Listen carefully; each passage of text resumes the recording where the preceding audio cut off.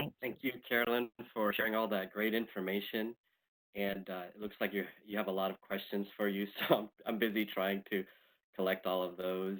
And if we, for all the participants, if we don't get to your question today, just ask them anyways, and we have your email address through your registration, so we'll be able to follow up with your uh, with your question through email after the webinar. And after the webinar, we'll also be sending out the presentations that you're seeing today in a PDF format, so look out for that.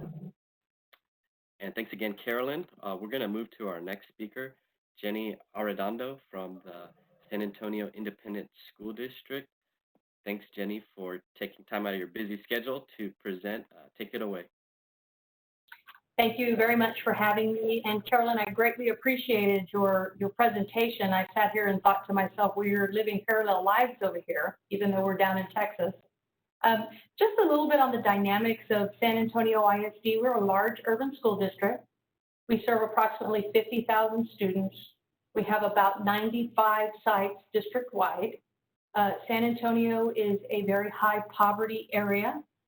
With that being said, we are a CEP school, which means all of our students eat for free because of that status.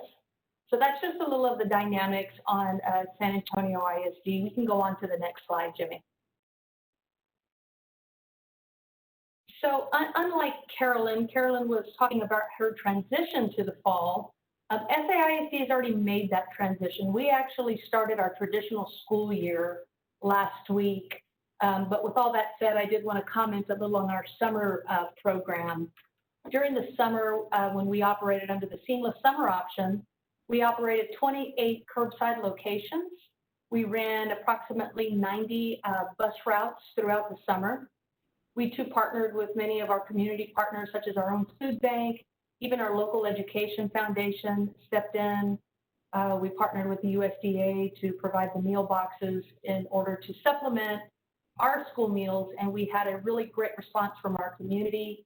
In fact, we ended the summer having served 2,080,000 meals. So of course, we're proud of that, but that's a little bit of some characteristics around our summer program.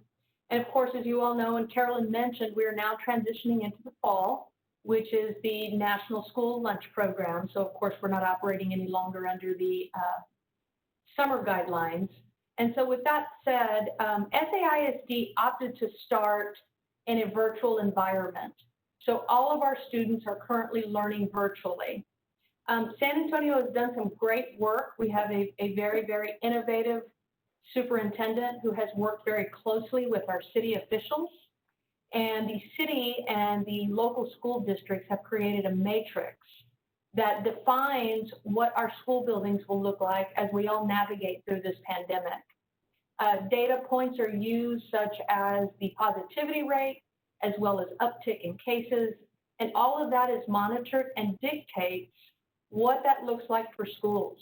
And so with that being said, then in turn, we're able to create our fall plan. And so with that said, we are starting out in a virtual environment. We are anticipating having students back in our buildings after Labor Day. We did a lot of great work over the summer in creating some campus meal models that we were able to share with all of our campus principals over the summer, so that when we start receiving students in our building, we gave principals some options of some safe serving models in order to meet the needs of their students, but also maintain not only our child nutrition food safety guidelines, but now all of the safety guidelines set in place by the CDC. So in a virtual environment, what does that mean for service to our students? Well, we have two options. We also have a curbside meal service, and we too work very closely with our transportation department. We are in the process of deploying about 100 buses. We started out by doing the bus stop locations, and we have started migrating to more of the home delivery system. So those are the two methods that we are working on right now. The intention is to keep those two models in place as long as we have virtual learners. And so we know once we have students in our building, well, of course, we can offer meals on campus. But those two options we are going to keep in place indefinitely until all of our students return back to the classroom and we have safely gotten through the pandemic. And so you can see below 25 to 75% of students on campus. We then, of course, offer cafeteria dining with all the social distancing markers in place. And of course, we are offering classroom dining for our campuses. Curbside and mobile meals will also be available during this time for virtual learners. So that really describes, a lot of what coming back to school looks like. Of course, we are learning as we go. One of the things that we have found in our district is what we have noticed at a 50%, and this was really interesting concept that we had to work on. We had to help our campus principals and be able to provide some seating capacity data. Because again, in our district, we have opted to host students in the cafeteria and dining room. And so we were really pleased to find out that at a 50% rate of students on campus, we are able to accommodate 50% of our students back on campus with our standard lunch schedule, given all the social distancing markers. With that said, we've also learned if we go above the 50% mark, we are unable to maintain social distancing. Therefore, our district has entertained an A/B day schedule. Because what would happen is we find we have spatial limitations in the cafeteria, those also pertain to the classrooms. So we've done a lot of work over the summer working with our facilities team. And so we feel like we have a really good plan in place. Again, we do not have any students on campus. We are anticipating the return after Labor Day, and I'm sure that we'll have a lot of things to learn once that happens as well. So we can go on to the next slide, Jenny.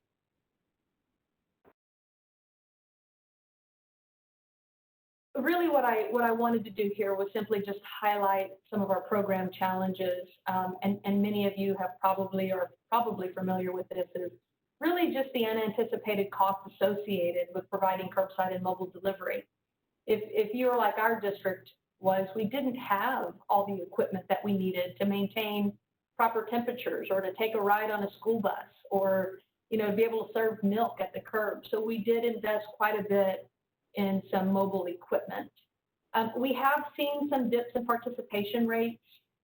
Again, we always try to increase those by making our program accessible and available, working with our transportation department, as well as looking at times that are allowable for our families to be able to visit our sites. Also staying up to date with the latest state and federal guidance, and all of the waivers, as well as being able to communicate that. You need to have a really good platform to be able to provide that communication. Here in our district, we have so many different channels, regarding social media platforms and, the availability of those push calls, those robocalls, our district website, word of mouth, flyers. We've really tried everything in attempts to reach as many of our families and our students as possible. And then I think something that's really new for all of us is, we've all done safety and sanitation practices as it pertains to HACCP and so forth, but we were really intentional when our staff returned to be able to provide safety training to help them stay safe and remain healthy so that we can continue to sustain our program.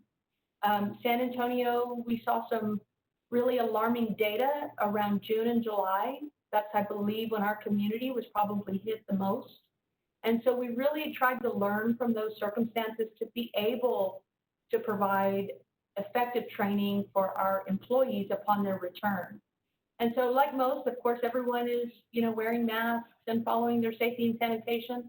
We have provided our curbside employees, and we will provide our line servers and our cashiers with face shields to protect them with that face-to-face and, maintaining social distancing as much as possible, but just kind of an added layer of safety. And so that really brings us to where we are today. Again, it's a very fluid situation. We monitor the program, we monitor the situation on a day-to-day basis. I can't say how proud I am of all of the San Antonio ISD team. They do a phenomenal job. They have the heart and the passion of feeding kids. And so we all share that same feeling. And, with that being said, I'm very confident that the services that we're providing our students is very sound. Of course, always looking for improvement, but very happy to provide that service.